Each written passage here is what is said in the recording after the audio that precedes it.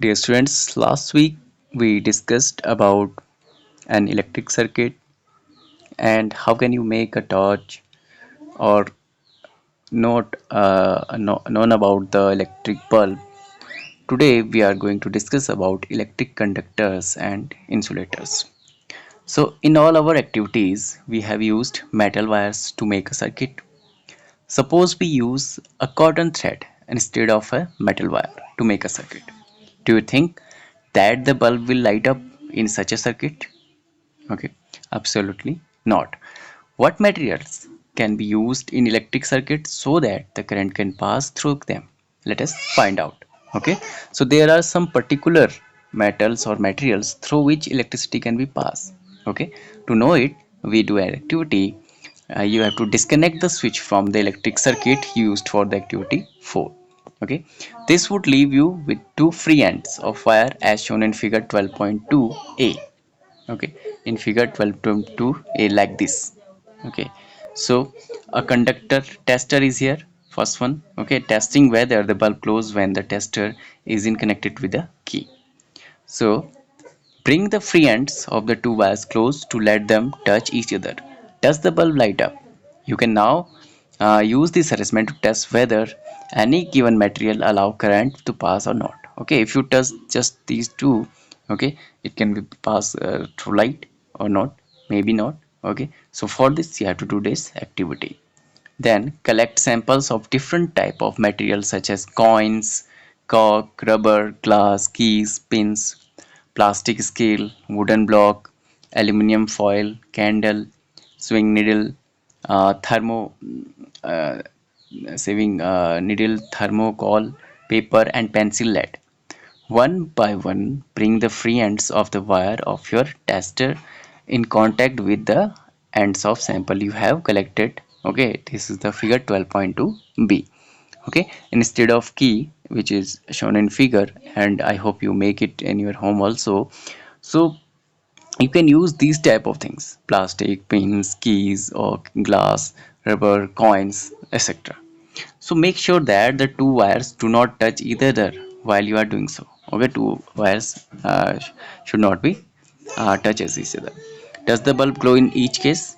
Okay, so you have to make a table in your notebook similar to table 12.1 and record your observation.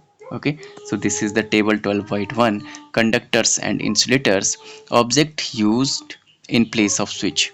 Okay, if you use a key, if you use you can see here, if you use this key, and it material should be keys material is metal, and it bulb goes, yes, absolutely. Eraser is a material is made of rubber and no. Okay, for scale it is made of a plastic, here also come no.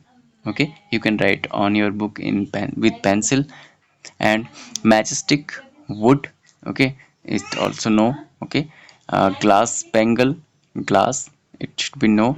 Okay, iron nail, metal, yes. Okay, so like this you can write, and when you do this activity you can easily understand. What do you find? The bulb does not glow when the free ends of the wire are in contact with some of the materials you have tested. This means that these materials do not allow the electric current to pass through them. On the other hand, some materials allow electric current to pass through them, which is indicated by the glowing bulb. So materials which allow current to pass through them are conductors of electricity. So this is the definition of conductors, that the materials which allow electric current to pass through them, okay, are conductors of electricity. मतलब अपने से जो है electric current को पास होने देते हैं, ठीक है, एक स्थान से दूसरे स्थान को जाने देते हैं. So insulators do not allow electric current to pass through them. Okay, insulators अपने से इलेक्ट्रिक करंट को पास आउट नहीं होने देंगे. With the help of table 12.1, name the materials that are conductors of electricity and also those which are insulators. Okay, you can write their name.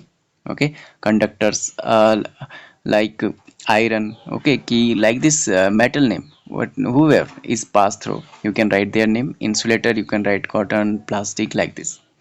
So what do you conclude? which material are conductors and which are insulators. Okay, you have to recall the objects that we grouped as those having luster in chapter 4. Okay, sorting out in materials. So, are they the conductors? So, metals are the conductors. You have to understand that. It now seems easy to understand why copper, aluminium, and other metals are used for making wires. Okay, we are using copper, aluminium, and other metals for making wires because they are the conductor of electricity. Okay, let us recall activity 4 in which we made an electric circuit with a switch. When the switch was in the open position where the two drawing pins not connected with each other through the thermocol sheet. But thermocol you may have found is an insulator. So thermocol is an insulator. Okay, if you do this activity you can understand well. What about the air between the gap?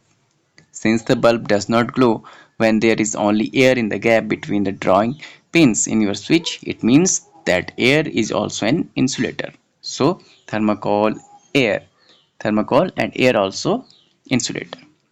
So, conductors and insulators are equally important for us. Okay, they both are important for us.